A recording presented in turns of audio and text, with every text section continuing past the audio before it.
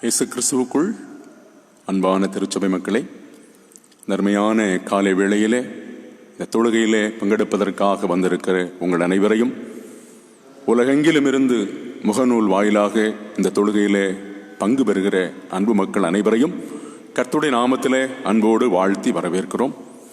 ஆண்டவர் தம்முடைய மிகுந்த கிருபையினாலே இந்த அருமையான நாளை தந்திருக்கிறார். நம் ஆண்டவராகிய இயேசு கிறிஸ்துவின் மகிமை விளங்குதலின் மகிமையான நாளை கடவுள் நமக்கு தந்திருக்கிறார். ஆகையினாலே கர்த்தரையே நாம் மகிமைப்படுத்துவோம், அவரையே பாடி துதிப்போம், அவரை உயர்த்துவோம், அவர் நம்மை ஆசீர்வதிப்பார். தொழுகைக்கு ஆரம்பமாக கடவுளை நோக்கி ஜெபம் செய்வோமாக. சேனைகளின் கடவுளாய கர்த்தாவே, உம்முடைய நாமம் பூமி எங்கும் எவ்வளவு மேன்மையுள்ளதாயிருக்கிறது. ஆம், அன்பின் ஆண்டவரே, நேற்றும் என்றும் என்றும் மாறாதவராயிருக்கிற சத்தியவரனாய கர்த்தாவே, நீர் கிருபையாக தந்திருக்கிற அருமையான ஆசீர்வாதமான இன்றைய நாளின் காலை பொழுதுக்காக ஆண்டவரே உமக்கு நன்றி செலுத்துகிறோம். இந்த அருமையான நாளை காணும்படியான பெரிய பாக்கியத்தை கர்த்தர் தந்தமைக்காக ஆண்டவரே உள்ளத்தின் ஆழத்திலிருந்து ஸ்தோத்திர பலிகளை ஏறெடுக்கிறோம். சுவாமி, எங்கள் ஆண்டவராகிய இயேசு கிறிஸ்து என்னும் இரட்சகர், அவருடைய நாமம் அதிகமாய் மகிமை விளங்கின அந்த மகிமையான நாளை இன்று காணும்படி கர்த்தர் செய்த பெரிய கிருபைக்காக ஸ்தோத்திரம். கர்த்தர் எங்களோடு வாரும், கர்த்தருடைய ஆவியானவர் எங்களோடு வாசம் பண்ணுவீராக. இந்த தொழுகையை கர்த்தர் ஆசீர்வதிப்பீராக.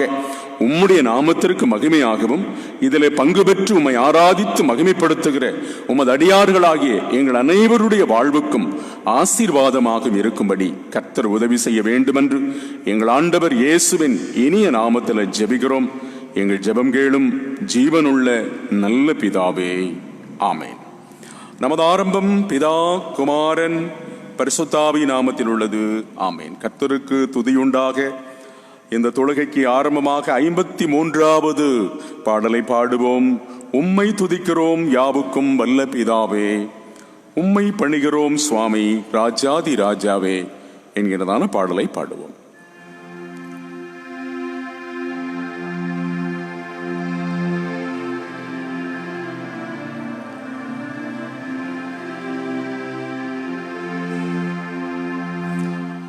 உம்மை துதிக்கிறோம் யாவுக்கும் வல்ல பிதாவே, உம்மை பணிகிறோம் சுவாமி ராஜாதி ராஜாவே. உமது மகிமைக்காக கர்த்தாம் ஸ்தோத்திரம் சொல்லுகிறோமே. கிறிஸ்து இறங்கும் குமாரனை கடன் செலுத்தி லோகத்தின் பாவத்தை நீக்கிற தேவாட்டு கூட்டி எங்கள் மனோ கேளும் பிதாவினது ஆசன தோழ இறங்கும். நித்திய பிதாவின் மகிமையில் இயேசுவே நீரே பரிசுத்தாவியோடேகமாய் ஆளுகே நீரே. ஏகமாய் நீர் அர்ச்சிக்கப்படுகிறீர் உன்னத கர்த்தரை. ஆமென்.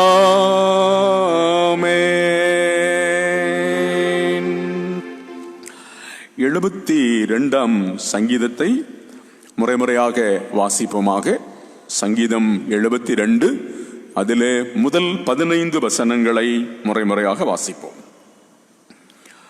கடவுளே, ராஜாவுக்கு உமது நியாய தீர்ப்புகளையும் ராஜகுமாரனுக்கு உமது நீதியையும் கட்டளையிடும்.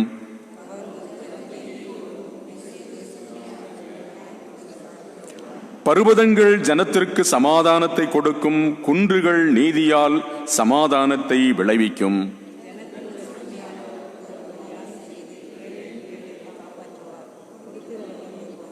சூரியனும் சந்திரனும் உள்ளமட்டும் தலைமுறை தலைமுறையாக அவர்கள் உமக்கு பயந்திருப்பார்கள்.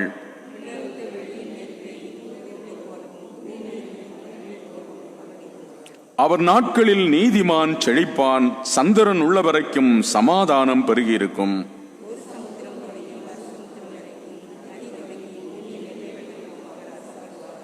வனாந்தரவாசிகள் அவருக்கு முன்பாக குனிந்து வணங்குவார்கள், அவர் சத்துருக்கள் மண்ணை நக்குவார்கள்.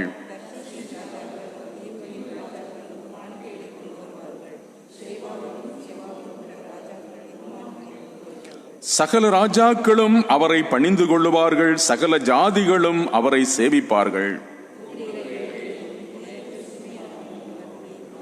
பலவீனனுக்கும் ஏழைக்கும் அவர் இரக்கம் காட்டுவார், ஏழைகளின் உயிரை காப்பாற்றுவார்.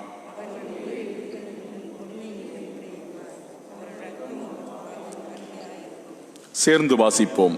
அவர் வாழ்ந்திருப்பார், ஷேபாவின் பொன் அவருக்கு கொடுக்கப்படும், அவர் நிமித்தம் இடைவிடாமல் ஜெபம் செய்யப்படும் என்பது. பிதாவுக்கும் குமாரனுக்கும் பரிசுத்தாவிக்கும் மகிமை உண்டாவதாக, ஆதியிலும் எப்போதும் எப்போதுமான சதா காலங்களாய் இருக்கிறபடியே ஆமேன்.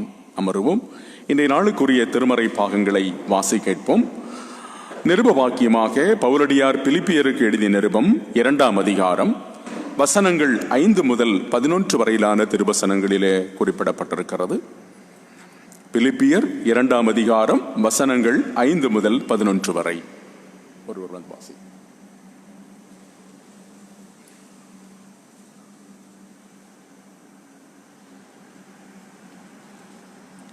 பிலிப்பியருக்கு எழுதின நிருபம் 2ஆம் அதிகாரம் 5 முதல் 11 வரை.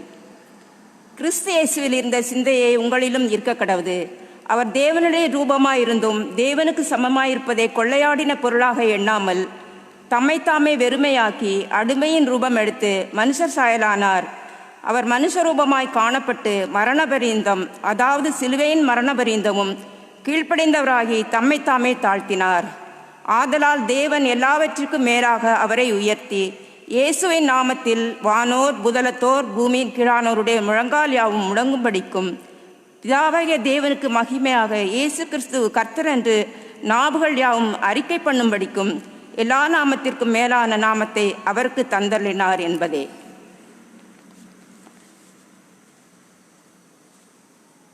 நிருப வாக்கியம் வாசிக்க கேட்டோம்.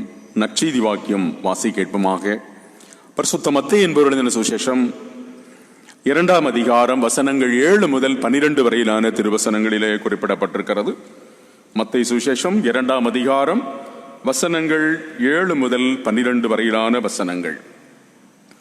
அப்பொழுது ஏரோது சாஸ்திரிகளை ரகசியமாய் அழைத்து நட்சத்திரம் காணப்பட்ட காலத்தை குறித்து அவரிடத்தில் திட்டமாய் விசாரித்து, நீங்கள் போய் பிள்ளையை குறித்து திட்டமாய் விசாரியுங்கள், நீங்கள் அதை கண்ட பின்பு நானும் வந்து அதை பணிந்து கொள்ளும்படி எனக்கு அறிவியுங்கள் என்று சொல்லி அவர்களை பெத்லகேமுக்கு அனுப்பினான். ராஜா சொன்னதை அவர்கள் கேட்டு போகையில், இதோ அவர்கள் கிழக்கிலே கண்ட நட்சத்திரம் பிள்ளை இருந்த ஸ்தலத்திற்கு மேல் வந்து நிற்கும் வரைக்கும் அவர்களுக்கு முன் சென்றது. அவர்கள் அந்த நட்சத்திரத்தை கண்டபோது மிகுந்த ஆனந்த சந்தோஷம் அடைந்தார்கள். அவர்கள் அந்த வீட்டிற்குள் பிரவேசித்து பிள்ளையும் அதன் தாயாகிய மரியாளையும் கண்டு சாஷ்டாங்கமாய் விழுந்து அதை பணிந்து கொண்டு தங்கள் பொக்கிஷங்களை திறந்து பொன்னையும் தூபவர்க்கத்தையும் வெள்ளை போளத்தையும் அதற்கு காணிக்கையாக வைத்தார்கள். பின்பு அவர்கள் ஏரோதினிடத்திற்கு திரும்பி போக வேண்டாம் என்று சொப்பனத்திலே தேவனால் எச்சரிக்கப்பட்டு வேறு வழியாய் தங்கள் தேசத்திற்கு திரும்பி போனார்கள் என்பது. திருமறை பகுதிகளை வாசிக்க கேட்ட நாம் அதற்கு மறுமொழியாக திரியேக கடவுளில் வைத்திருக்கும் நம்முடைய விசுவாசத்தை அப்போஸ்தலர் விசுவாச பிரமாணத்தின் வாயிலாக நாம் அறிக்கை பண்ணுவோமாக. பரலோகத்தையும் பூலோகத்தையும் படைத்த சர்வத்திற்கும் அல்ல பிதாவாகிய கடவுளை விசுவாசிக்கிறேன். அவருடைய ஒரே பேரான குமாரனும் நம்முடைய ஆண்டோருமாகிய இயேசு கிறிஸ்துவை விசுவாசிக்கிறேன். இவர் பரிசுத்தாவினாலே கர்ப்பத்தில் உட்பவித்து கன்னிமரியாடத்தில் பிறந்து பொந்து பிலாத்துவின்கள் பாடுபட்டு சிலுவையில் அறையுண்டு மரித்து அடக்கம் பண்ணப்பட்டார். பாதாளத்தில் இறங்கி 3ஆம் நாள் மரித்து வந்து வைத்தெழுந்தார். பரமண்டலத்துக்கு ஏறி சர்வத்திற்கும் அல்ல பிதாவாகிய கடவுளின் வலது பார்சல் வீட்டிருக்கிறார். அவிடத்திலிருந்து உயிரோரையும் மரித்தோரையும் நியாயந்திருக்க வருவார். பரிசுத்த ஆவியானவரை விசுவாசிக்கிறேன். பொதுவான பரிசுத்த கிறிஸ்து சபையும் பரிசுத்தவான்களுடைய ஐக்கியமும் பாவ மன்னிப்பும் சரீர உயிர்த்தெழுதலும் நித்திய ஜீவனும் உண்டென்று விசுவாசிக்கிறேன். ஆமேன். அமருவோம். ஆண்டவருடைய வார்த்தைக்காக ஒரு நிமிடம் ஜெபிப்போம். அளவில்லாத இரக்கமுள்ள கடவுளே, எங்களை நேசிக்கிறதான எங்கள் நல்ல தகப்பனே, உம்முடைய கிருபையினாலே கிடைத்திருக்கிற மகிமையான இன்றைய நாளின் காலை பொழுதுக்காக ஆண்டவரே உமக்கு நன்றி செலுத்துகிறோம். உம்முடைய ஆலயம் தேடி வந்திருக்கிற உமது அடியார்களாகி எங்களை உம்முடைய பொற்பாதத்திலே தாழ்த்துகிறோம். சுவாமி, ஆவியான தேவன் எங்களை கண்ணோக்குவீராக. நீர் எங்களோடு பேச விரும்புகிற வார்த்தையை, தேவரீர் காரியத்தை, உம்முடைய திருவசனத்தை கொண்டு எங்களோடு பேசுவீராக. கேட்கிற உமது அடியார்களாகிய நாங்கள் மெய்யாகவே நீர் விரும்புவதை நாங்கள் செய்யவும், நாங்கள் விரும்புவது எங்களுக்கு கைகூடவும் கர்த்தர் உதவி செய்ய வேண்டும் என்று வானத்தையும் பூமியும் உண்டாக்கின கடவுள் இறங்கி உதவி செய்ய வேண்டும் என்று இயேசு கிறிஸ்துவின் இனிய நாமத்தில் ஜெபிக்கிறோம். எங்கள் ஜெபம் கேளும் ஜீவனுள்ள நல்ல பிதாவே, ஆமென். கிறிஸ்து இயேசுவுக்குள் அன்பான கர்த்தருடைய மக்களே, நமது பிதாவாகிய கடவுளிடமிருந்தும் இரட்சகராகிய இயேசு கிறிஸ்துவிடமிருந்தும் நம் அனைவருக்கும் தேவ கிருபையும் தேவ சமாதானமும் இந்த அருமையான காலை வேளையிலே நமக்கு உண்டாவதாக. ஆமேன். கர்த்தருடைய அருள் நிறைந்த வார்த்தை நாம் வாசிக்க கேட்டதான நற்செய்தி பகுதியிலே குறிப்பிடப்பட்டிருக்கிறது. மத்தேயு சுவிசேஷம் 2ஆம் அதிகாரம் 7 முதல் 12 வரையிலான வசனங்களிலே குறிப்பாக 11வது வசனத்தை வாசிப்போம். அவர்கள் அந்த வீட்டிற்குள் பிரவேசித்து பிள்ளையும் அதன் தாயாகிய மரியாளையும் கண்டு சாஷ்டாங்கமாய் விழுந்து அதை பணிந்து கொண்டு தங்கள் பொக்கிஷங்களை திறந்து பொன்னையும் தூபவர்க்கத்தையும் வெள்ளை போளத்தையும் அதற்கு காணிக்கையாக வைத்தார்கள். 2வது வரியிலே இருக்கக்கூடிய வார்த்தை மரியாளையும் அதன் தாயாகிய மரியாளையும் கண்டு சாஷ்டாங்கமாய் விழுந்து பணிந்து கொண்டார்கள். ஆம், அருமையானவளே, கர்த்தருடைய சமூகத்திலே வந்து நீங்களும் நானும்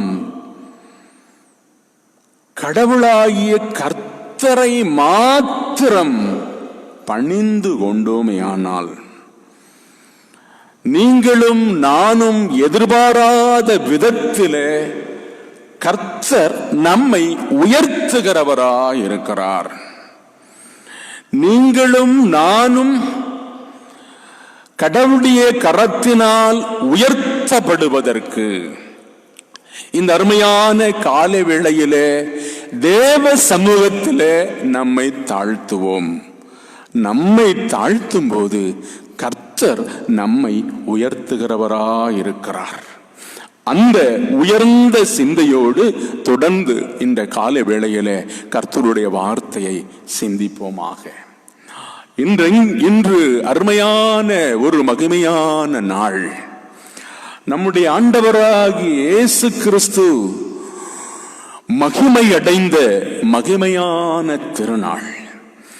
இந்த உலகத்திற்காகவே ஏழ்மையிலே, வறுமையிலே, அடித்தட்டிலே, அடிமைத்தனத்திலே, சிறுமையிலே வாழ்ந்து கொண்டிருக்கிற மக்களை, உலகத்தை உயர்த்துவதற்காக இறைவன் இறங்கி வந்து தம்மையும் தம்முடைய மகிமையும் இந்த உலகத்தாருக்கு முழுமையாக வெளிப்படுத்தின ஒரு அற்புதமான நாள் இந்த மகிமை விளங்குதலின் நாள்.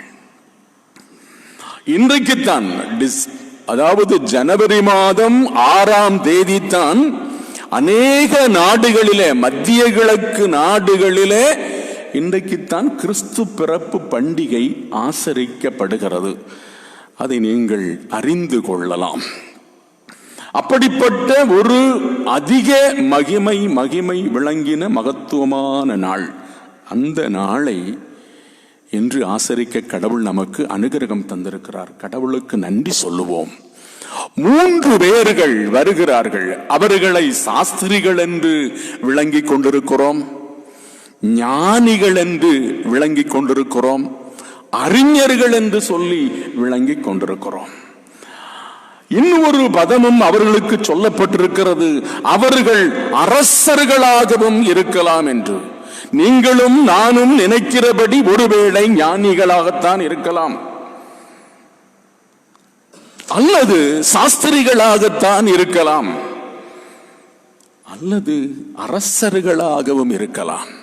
ஆனால் அப்படிப்பட்டவர்கள் எப்படிப்பட்டவர்களாக இருந்தாலும் அவர்கள் உயர்ந்தவர்களாகவே இங்கே சித்தரிக்கப்படுகிறார்கள். அந்த உயர்ந்தவர்கள் என்று சித்தரிக்கப்படுகிறவர்கள் இயேசுபாலகனுடைய பிறப்பை கேள்விப்பட்டு வருகிறார்கள்.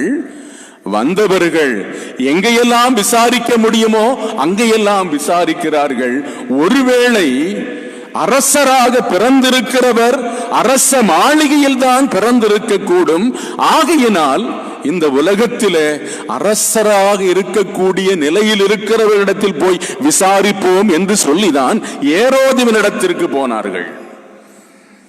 சாதாரண நிலையில் இருந்த மக்களை அவர்கள் போய் சந்திக்கவில்லை.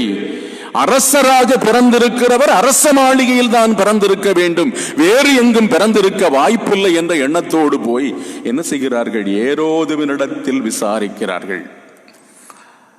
ஏரோது தன்னுடைய நிலையை சொல்லுகிறார். அப்படியானால் நீங்களும் போய் அந்த குழந்தையை விசாரித்து பணிந்து விட்டு எனக்கு வந்து சொல்லுங்கள் என்று.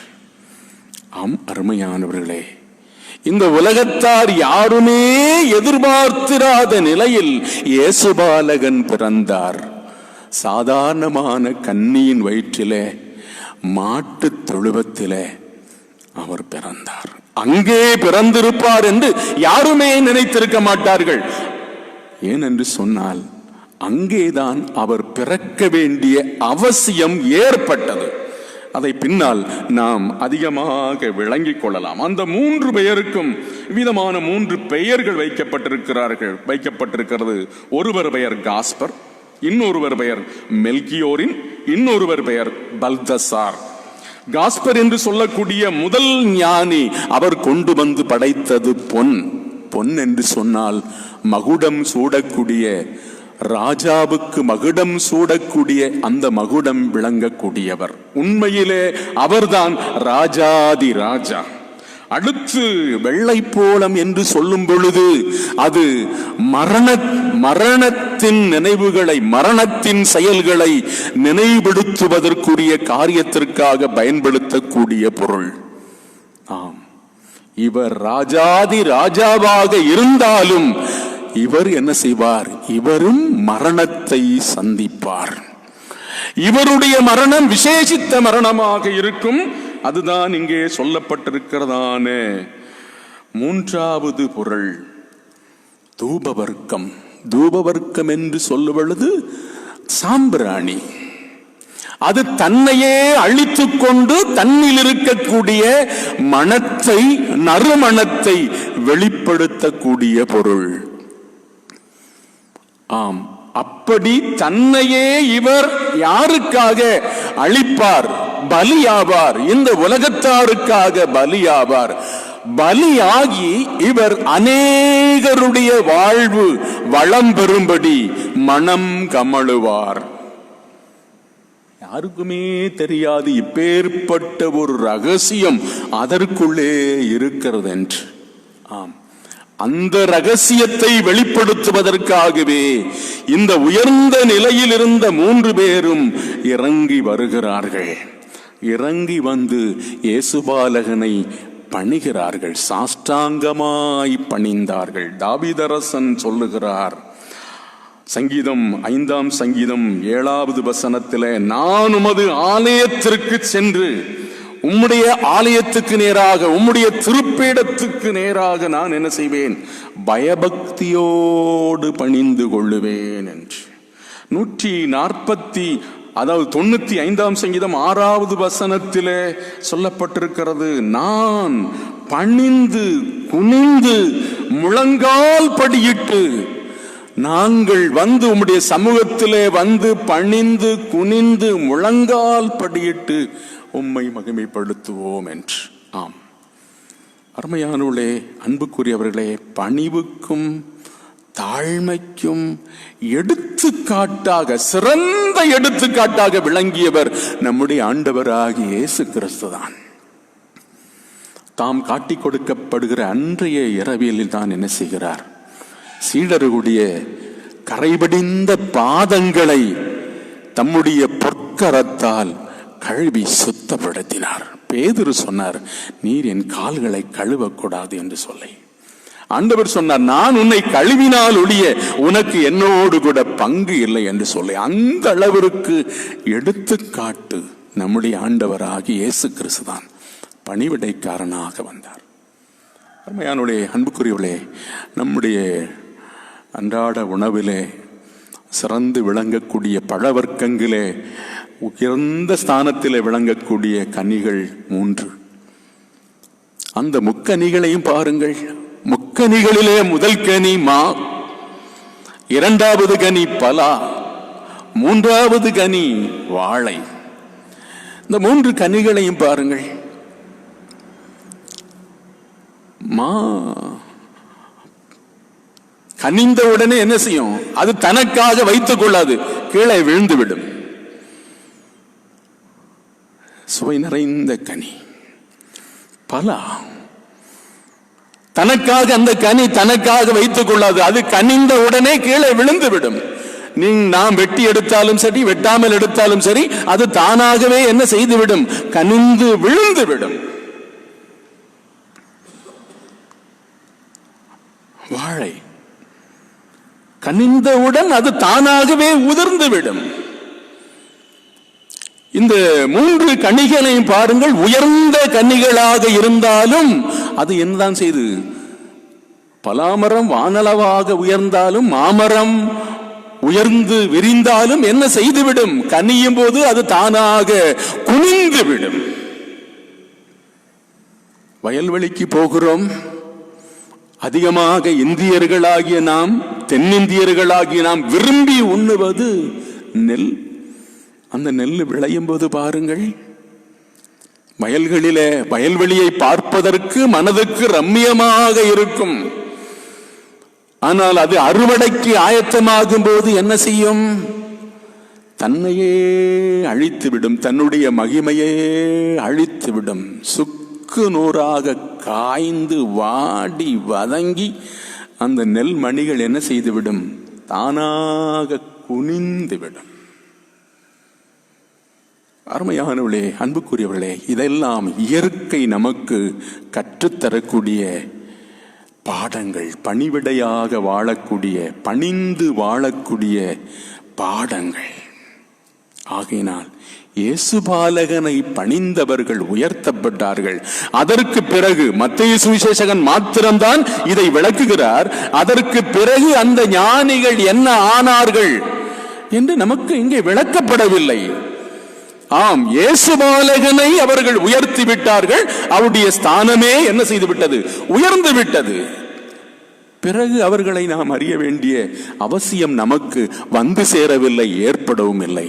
ஆகையினாலே தேவ சமூகத்தை தேடி நாடி வருகிற நாம் நம்மை தாழ்த்தி பணிந்து குனிந்து வணங்குவோமேயானால், கர்த்தரை மாத்திரம், கடவுளை மாத்திரம், தேவனாகிய கர்த்தரை மாத்திரம் பணிந்து குனிந்து வணங்குவோமேயானால் நம்மை அவர் உயர்த்துவார்.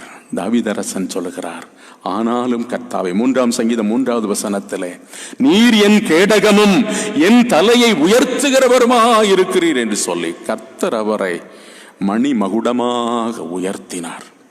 அநேகர் கர்த்தரால் உயர்த்தப்பட்டிருக்கிறார்கள், எதிர்பார்ப்பதற்கு மேலாக உயர்த்தப்பட்டிருக்கிறார்கள்.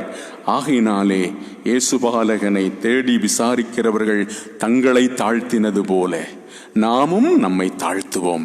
ஆண்டவரை தேடி வருகிற அடியவர்களாகிய நாமும் எவ்வளவுக்கு தேவ சமூகத்திலே நம்மை தாழ்த்த முடியுமோ அவ்வளவுக்கு தாழ்த்துவோம். கர்த்தர் நம்மையும் நம் தலைமுறைகளையும் உயர்த்துவார். தேவன் தாமே இப்பேற்பட்ட உயர்வான வாழ்வுக்கு நம்மை அதிகமாக ஆசீர்வதிப்பாராக. ஆமீன். எல்லா ஆபத்துக்கும் மேலான தேவ சமாதானம் நம்முடைய இருதயங்களையும் சிந்தனைகளையும் கர்த்தராகிய கிறிஸ்து இயேசுவுக்குள் நித்தமும் காத்து நடத்துவதாக. ஆமீன். 584வது பாடலை பாடுவோம். இயேசுவே உம் நாமத்தினால் இன்பமுண்டு யாவருக்கும் என்ற அருமையான பாடலை பாடுவோம். 584வது பாடலிலே முதல் கவியும் மூன்றாவது கவியும் பாடும்.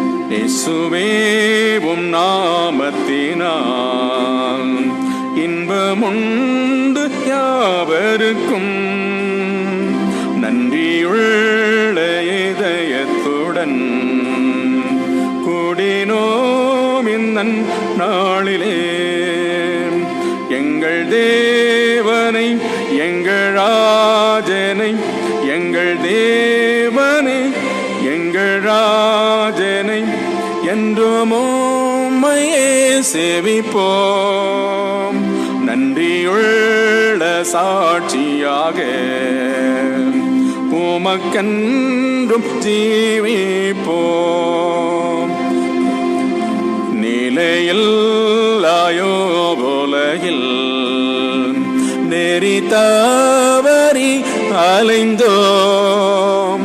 நின்னொளி பிரகாசித்திட சகஜீவன் கண்டடைந்தோம்.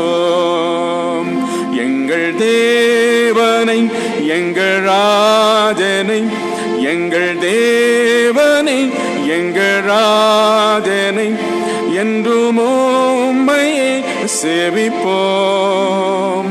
நன்றியுள்ள சாட்சியாக உமக்கென்றும் ஜீவிப்போம்.